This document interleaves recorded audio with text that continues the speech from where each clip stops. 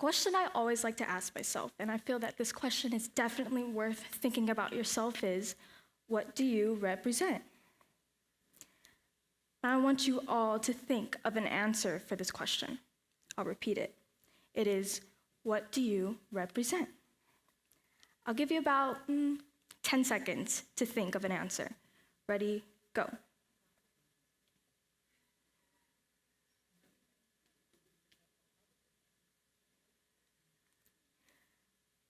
Raise your hand if you have an answer.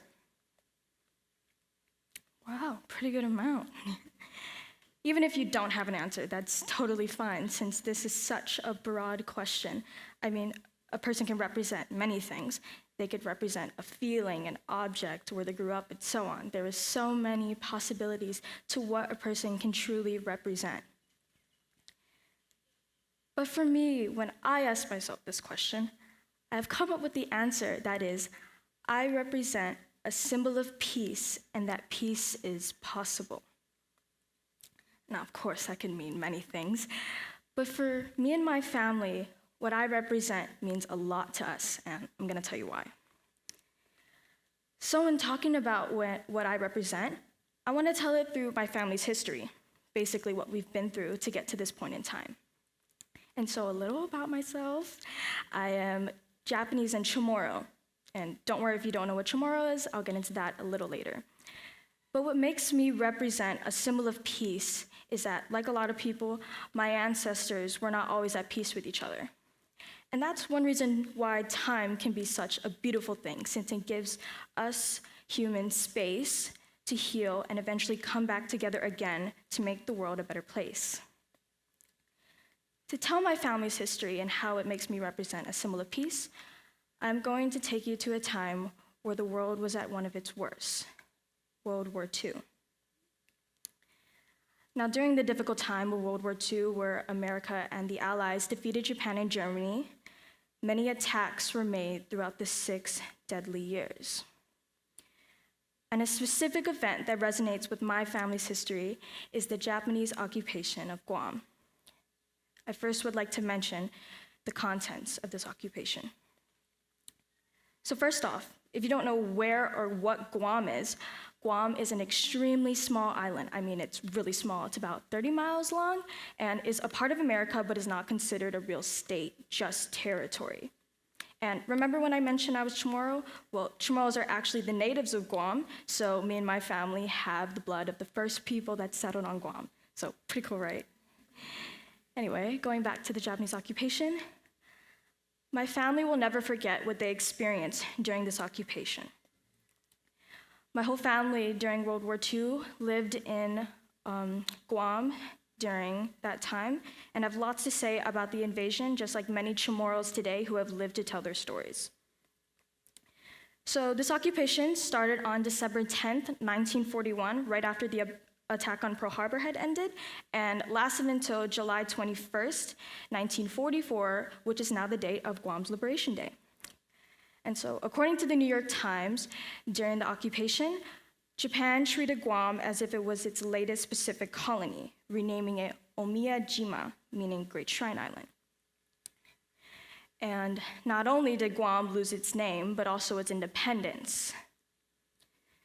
With only a little over 20,000 residents during the time, 2,000 Chamorros lost their lives during the war. And while under Japanese rule, Chamorros were forced to learn the Japanese language, to bow to Japanese authorities, and some of all ages were forced to march with the Japanese. There were also food shortages. Japanese yen became Guam's currency. Chamorros were forced to hide their religious beliefs and practices, and torture was brought to the Chamorros. My family was attending church that deadly day where this all began. My aunt had just been born.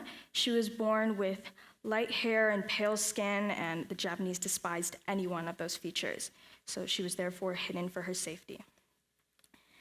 And one thing that I'd like to mention that my family will never forget is that my great-grandfather almost got beaten to death by the Japanese.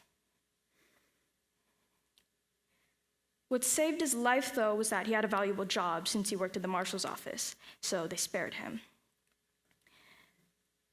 Now, of course, not everyone got as lucky as my great-grandfather, which just goes to show how truly mean the Japanese were to the Chamorros.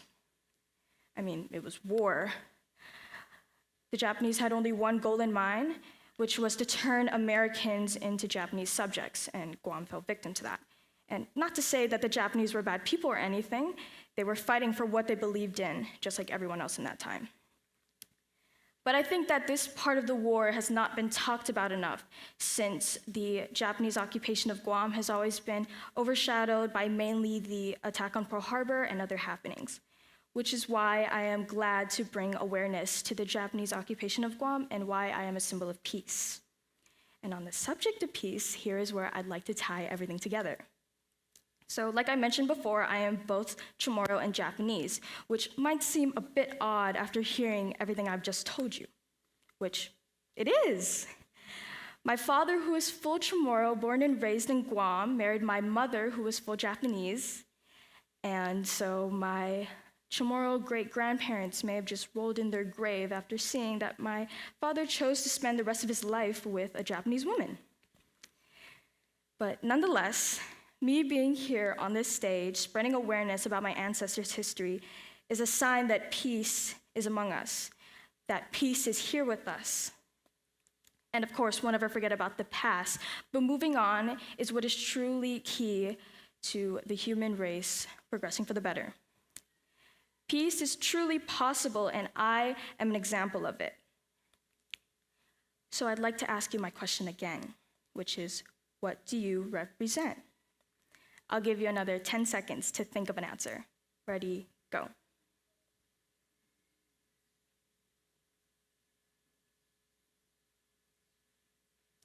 Raise your hand if you have an answer. Put them out. Awesome. Even if you don't have an answer, and even if you do, I hope you will take more than 10 seconds to think of what you represent and be able to share with your table mates, and just take something away from hearing my story. And on that note, I'd like to repeat my answer, which is, my name is Arianna Matanane, and I represent a symbol of peace, and that peace is possible. Thank you.